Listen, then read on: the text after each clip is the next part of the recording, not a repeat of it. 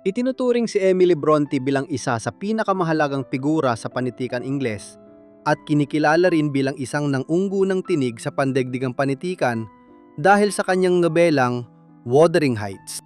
Bukod sa nobelang ito, nag-iwan din siya ng magagandang tula bilang kanyang pamana.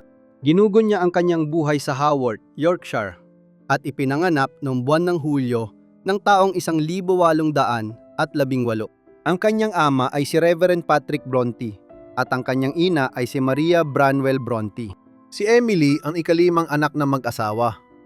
Ang kanyang mga nakatatandang kapatid ay sina Maria, Elizabeth, Charlotte at Branwell, ang tanging kapatid niyang lalaki. At ang bunso ay si Anne. Maaga niyang nawala ang kanyang ina noong taong 1821 at ang kanyang tiyan na si Elizabeth Branwell, kapatid ng kanyang ina, ay lumipat sa tahanan ng mga Bronte upang tumulong sa pagpapalaki sa mga pamangking babae at pamangking lalaki. Pagkalipas ng ilang taon, noong taong 1824, sumama sa pamilya si Tabitha Aykroyd bilang tagapamahala ng bahay. Mapagmalak malalim na kasangkot sa buhay ng mga anak ng Bronte, ang masayahin niyang presensya ay naging ginhawa laban sa pagiging mahigpit at mapagkait ng tiyang si Elizabeth. Pinaniniwala ang si Tabby, gaya ng pagmamahal na tawag sa kanya, ang naging batayan ng tagapamahala ng bahay na si Nellie Dean sa Wuthering Heights. Dahil nababahala sa edukasyon ng kanyang mga anak na babae, ipinadala sila ni Reverend Patrick sa Cowan Bridge School, isang paaralan para sa mga anak na babae ng mga klerigo na matatagpuan sa Lancashire. Si Anne lamang ang hindi nakapunta sapagkat siya ay napakabata pa. Sa kasamaang palad, nanatili ang mga bata sa medyo hindi malusog na kalagayan sa institusyong iyon at ang mga panganay na babae, sina Maria at Elizabeth, ay nagkaroon ng tuberculosis at namatay hindi nagtagal matapos magsimula ang kanilang pag-aaral doon. Nabahala, nagpasya si Patrick na ibalik sina Charlotte at Emily sa ligtas na tahanan kung saan siya mismo ang naging guro ng mga babae. Napakalapit ng mga anak ng Reverend at nasiyaan sa kabataang puno ng laro, mahahabang paglalakad at pagbabasa na laging masigasig na hinihikayat ng kanilang ama na nagbigay sa kanila ng malayang pag-access sa kanyang aklatan. Doon, maaring malunod si Emily sa mga akda ni Lord Byron, Walter Scott, mga tekstong panreliyon at iba pang sulatin at palagi niyang pinakikinggan ang kanyang ama na nagbabasa ng malakas ng mga ulat sa payagan. Isang araw, dumating ang Reverend sa bahay na may dalang kahong-kahoy bilang regalo para sa mga bata. Binuksan niyo ni Branwell at tuwang-tuwa siya at ang kanyang mga kapatid na babae. Sa loob ay may 12 sundalong laruan na mabilis na ipinasa mula kamay patungo sa kamay. Hindi nagtagal at naging mga tauhan ang mga ito sa iba't ibang salaysay na isinulat ng magkakapatid sapagkat napakalikhain ng lahat ng mga bata. Nilikha ni na Charlotte at Branwell ang isang katang-isip na lupain na tinawag na Angria bilang tagpuan ng kanilang mga kwento. Nilikha naman ni na Emily at Anne ang Gundal, isang guni-guning isla na matatagpuan sa Hilagang Pasipiko na naging entablado ng di mabilang na pakikipagsapalaran. Marami silang oras na ginugol sa paglikha ng mga kwentong ginawang mga tauhan, ang mga sundalong laruan. At si Emily, kahit nung siya ay nasa hustong gulang na, ay hindi kailanman nakalimot sa Gondal at sa mga pambihira nitong salaysay. Lumipas ang panahon at noong taong 1835, pumunta si Charlotte upang magturo sa Roe Head Girls' School, isang paaralang may tuluyan sa Mirfield, Yorkshire, at isinama niya si Emily upang mag-aral doon. 17 taong gulang pa lamang si Emily noon at hindi siya nakaangkop sa lugar. Lubhang nalungkot at napagod, kinailangan niyang umuwi, tahanan na labis niyang pinananabikan. At si Anne ang pumalit sa kanya bilang mag-aaral. Noong taong 1838, sinubukan ni Emily na magtrabaho bilang guro sa Law Hill School sa Halifax. Ngunit napakapagod ng trabaho, kaya naapektuhan ang kanyang kalusugan at muli siyang umuwi. Sa bahay, inako niya ang mga gawaing pantahanan, ngunit hindi niya kailanman pinabayaan ang sarili niyang pag-aaral. Tinuruan niya ang sarili niya ng aliman. Bukod dito, nasisiyahan si Emily sa pagsusulat ng tula at tiyak na hindi niya naisip na siya ay kikilala ning isang dakilang makatang Ingles. Sa pag-iisip ng isang matatag na kinabukasang pinansyal, pagbalik sa bahay, iminungkahi ni Charlotte na magbukas ang magkakapatid ng isang paaralan sa malapit. Subalit sa paniniwalang kailangan nilang patibay ng kanilang kasanayan sa wika upang makapagturo, nagpasya siyang pumunta kasama si Emily sa Brussels upang paghusayin ang kanilang Pranses sa pensiyon at Heger. Ngunit panandalian lamang ang pagsisikap na yon, sapagkat hindi nagtagal ay natanggap bilang malungkot na balita ng pagkamatay ni Chang Elizabeth Branwell at nagmadali silang umuwi. Pagbalik sa bahay, sinubukan nilang isakatuparan ng ideya ng pagbubukas ng matagal nang inaasam na paaralan. Ngunit kinailangan nilang talikuran ng proyekto sapagkat wala ni isang mag-aaral ang nagpatala. Pagkatapos nito, nagsimulang magplano si Charlotte ng iba pang mga paraan dahil hindi nila kayang isipin na maiiwan silang walang masasandalan sa inaharap. Natuklasan niyang nagsusulat ng mga tula si Emily, tulad din niya mismo at ng bunsong si Anne, at iminungkahi niyang tipunin nilang tatlo ang kanilang mga likha sa isang aklat at subukang ilatala ito.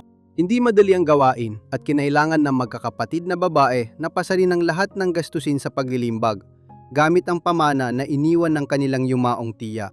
Upang matiyak na magiging maganda ang pagtanggap ng mga mambabasa sa aklat, pinili nilang gumamit ng mga lalaking sagisag panulat.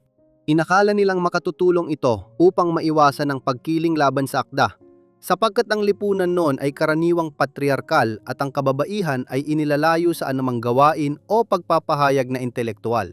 Ginamit ni Emily ang sagisag panulat na Elizabeth. Sa pagkadismaya ng mga Bronte, 2 kopya lamang ang naibenta. Ngunit wala ni isa sa kanila ang pinanghinaan ng loob at nagpasya silang bawat isa ay maglalaan na mula noon ng sarili sa pagsulat ng isang nobela upang muling subukang mailatala. Isinulat ni Charlotte ang Jane Eyre, isinulat ni Anne ang Agnes Grey, at si Emily naman sa kanyang bahagi ay naglaan ng sarili sa pagsulat ng Wuthering Heights. Sa simula, nabigyan niya ang publiko sa Jane Eyre at ang nobela ay nasa ikalawang edisyon na nang mailatala rin ang mga aklat ni Emily at Anne. Sinimula ni Emily ang pagsulat ng Wuthering Heights noong taong 1845. Nailatala ito noong taong 1847. Gaya ng sa aklat ng mga tula, ginamit ni Emily Bronte ang sagisag panulat na Elizabeth. Mahalagang tandaan na sa mga anak ng Reverend, si Emily ang pinakamahiyain, pinakamadaling umurong, pinakanag-iisa at pinakatahimik. Bagamat siya ay mabait at matatag ang loob. Siya ang may pinakakaakit-akit at pinakanakababalang personalidad sa magkakapatid na babae. At sa tatlo, siya ang sumulat ng pinakamalalim at pinakasiksik na kwento, hitik sa tunggalian. Ang Wuthering Heights ay itinakda sa mga kaparangan ng isang rural na rehiyon sa hilaga ng Inglaterra, kung saan naninirahan ang pamilyang Earnshaw.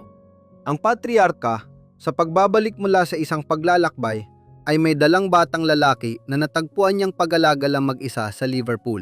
Ang batang lalaki si Heathcliff ay inampon at tumira sa mga Earnshaw na mayroon ng 2 anak, sina Catherine at Hindley.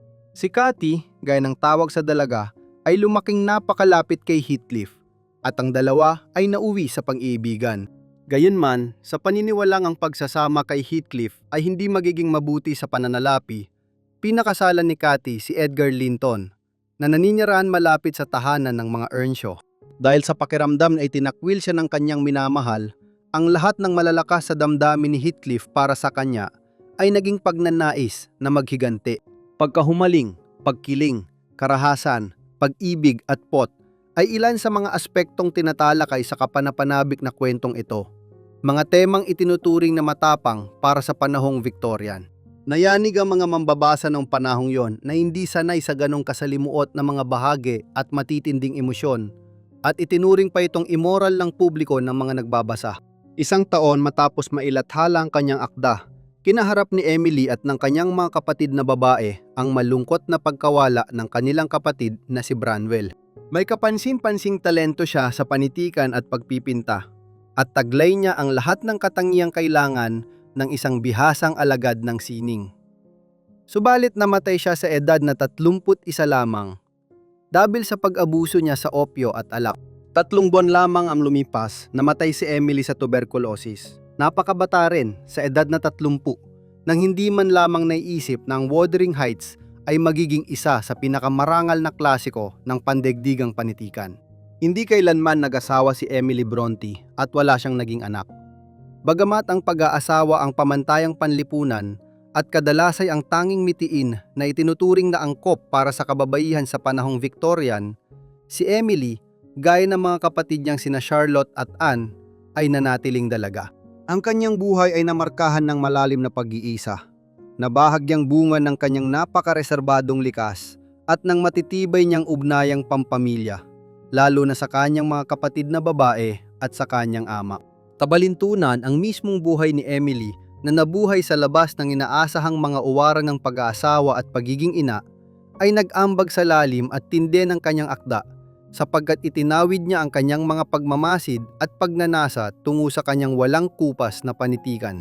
Inangkop sa pelikula at telebisyon ang tanyag na nobela na nagbunga ng ilang mga pelikula at nagsilbi rin itong inspirasyon kay Kate Bush na noong taong 1978 ay naglabas ng Wuthering Heights, isang hit na ininspirahan ng kahali-halina at kaakit-akit na akda ni Emily Bronte na patuloy na umaakit sa mga mambabasa sa buong mundo hanggang sa kasalukuyan.